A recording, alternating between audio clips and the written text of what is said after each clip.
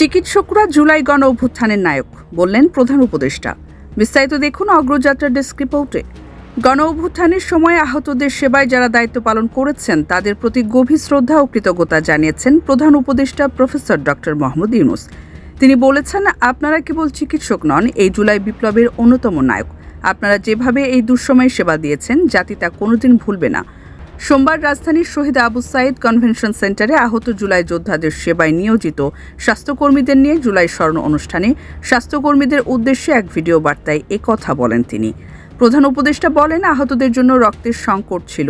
প্রশাসনের রক্তচক্ষু এড়িয়ে আপনারা রক্তের ব্যবস্থা করেছেন। আহতদের পরিচয় গোপন রাখতে ব্যবস্থাপত্রে অন্য নাম, অন্য রোগ লিখে তাদের পুলিশের কাছ থেকে আড়াল করেছেন। প্রাইভেট ডাক্তাররা প্রশাসনের চোখ এড়িয়ে হাসপাতালে গিয়ে গোপনে চিকিৎসা দিয়েছেন। রক্ত দেওয়ার সরঞ্জামের সরবরাহ ছিল না, আপনারা নিজেরাই এগুলো ব্যবস্থা করেছেন। অ্যান্টিবায়োটিক, ব্যথানাশক ওষুধ আপনারা নিজেরাই সরবরাহ করেছেন। যুদ্ধের সময় আক্রান্ত ও আহতদের চিকিৎসা বন্ধ করা যায় না উল্লেখ করে প্রফেসর মোহাম্মদ ইউনূস বলেন, এটা আন্তর্জাতিক আইনের স্বীকৃত। এর ব্যতিক্রম দেখেছি আমরা বাংলাদেশে।